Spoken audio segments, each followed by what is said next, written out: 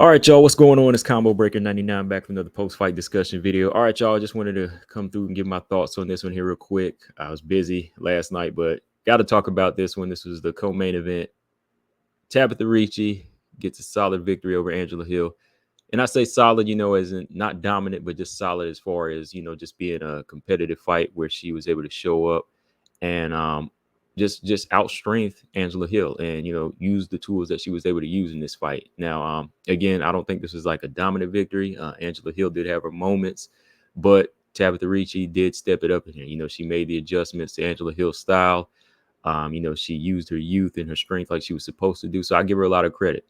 Those are some of the things I used to see from her in LFA, and she was able to carry it over here and use it well in this fight against an experienced fighter in Angela Hill. But yeah, I was going with Angela Hill in this one, but man, I wasn't surprised. I really wasn't surprised because at this point, with some of these fighters that are like 39, 40, they can have them good days, but then one night they might just age. They'll just show their age. And that's kind of how it was with Angela Hill in the first round.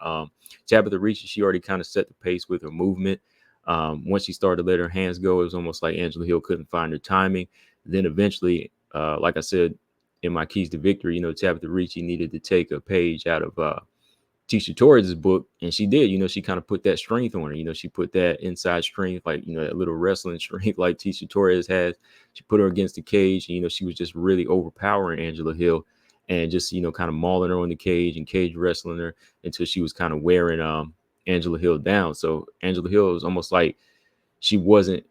I won't say she wasn't prepared for that. It was like she just didn't know how to handle it at that point because it was like her body was kind of saying, all right, I'm taking the day off. You know how it is. Like when you get older, sometimes your body's like this. Sometimes you're like, oh, okay, I feel good one day, feel good the next. But then sometimes you're like, we're going to chill today. And that's kind of how her body was doing in the first round. Like Tabatha Ricci, she put that strength on her. She was just out wrestling her on the cage. She was kind of ragdolling her a little bit. And then when she'd go back to the center, she would throw out some combinations and just repeat that strategy in the first round. So I was like, okay, if Ricci can keep this up, it's going to be a long night for him, but at the same time, I was like, okay, I hope Ricci don't overexert herself here.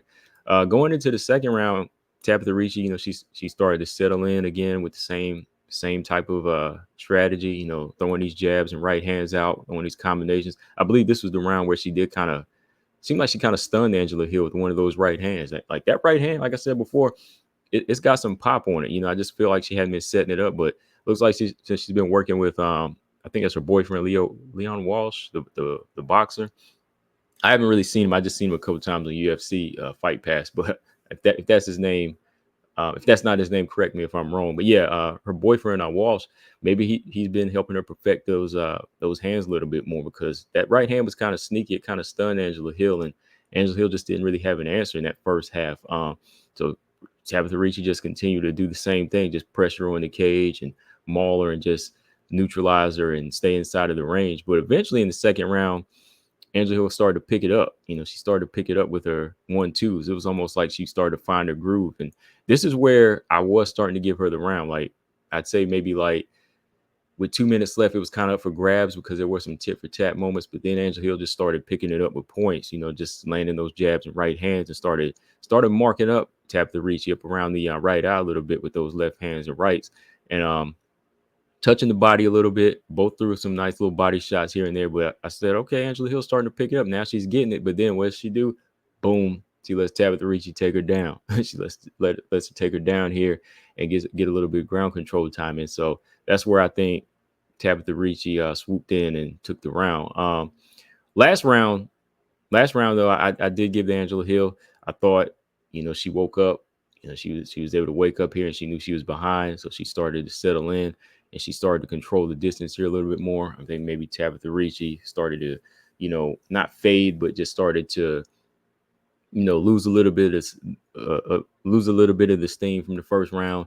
Yeah, Angela Hill started to look like the Angela Hill that I thought she was going to be in the first round. Had she fought like this in the first round and just went up and up and up and from there and just leveled up, she probably wouldn't have won the fight. But she was starting to fight off a little late in the third round, throwing those strikes out, tattooing, and she did bloody up Tabatha Ricci at this point, So yeah, Tabatha Ricci still's got that, she still has that little problem, just leaving her face right out there and getting hit with some big shots.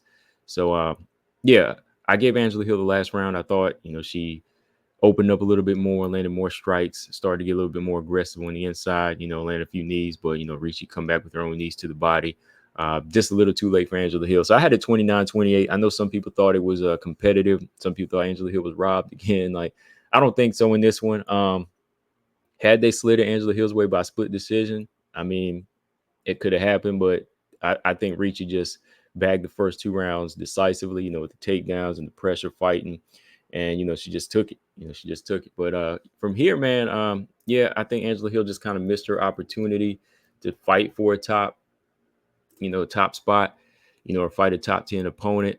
And that's what I was saying in my video. I think she's still a problem for like these girls on the come up. But as far as like being a problem for the champion or, like number 2 or number 3, I still don't see that in Angela Hill, because there's always going to be these days with Angela Hill. Like, she can hold her own at number 9 or number 10 against the girls coming up. But even then, every now and then one of them is going to beat her. Sometimes she'll just kind of stay in that place. But yeah, I don't see her winning a rematch with like Verna or Yan Zhana. Nobody like that. As for Tabatha Ricci, good win for her. This should put her in the top 10. Let's see, by tomorrow, she should probably be 9 at this point. Still a lot of work on her side that needs to be done. She did pass this test, though. She was able to use her strength and, just adapt to what Angela Hill brings to the table. But with that defense, her still getting hit with some big right hands, she'll be in trouble when she's fighting girls like Marina Rodriguez or Amanda Lemos, right? So when she places, let's say, number 9, we'll probably see her fight like the winner of Ebos Dern or possibly Amanda Lemos next. Amanda Lemos is free at number 5. So put her in there at number 8 or 9. Amanda Lemos is open right now, so that might be her next opponent. I understand that Tabatha Ricci said she doesn't want to come back until 2025, I believe. She wants to take a little break. She wants to go out to Thailand, which is smart. She said she wants to go out to Thailand, I think, and work on her striking. That's good on her. That's what she needs to do. So I like to hear that. And that's what I was saying before. That's what she really needs to work on. It's good that, she's with a boxer and she's going out to Thailand, because those are the 2 things I've been saying that she really needs to work on, because she's got the judo, she's got the jiu-jitsu, but she's going to really need to work on throwing those hands and really like emphasizing that power for a girl her size.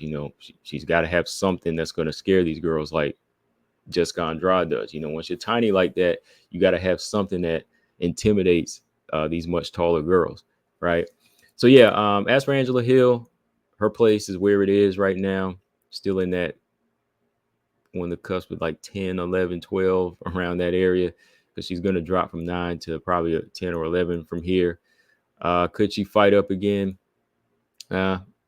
She could, if they just feel like giving her that shot. But at this point, she's going to have to fight, I think, maybe Karolina Kowalkiewicz or another unranked fighter from here, to give them that test. Maybe Sam Hughes versus Angela Hill at some point, Vanessa Demopoulos versus Angela Hill, if Demopoulos gets past her next opponent. But guys, let me know what you think in the comment section. Or Angela Hill versus Jacqueline Amram. I think she has a fight coming up, but still that could happen somewhere down the line. But let me know what y'all think in the comment section, guys. Make sure y'all subscribe, hit that like button. Combo Breaker 99. I'm out. Peace.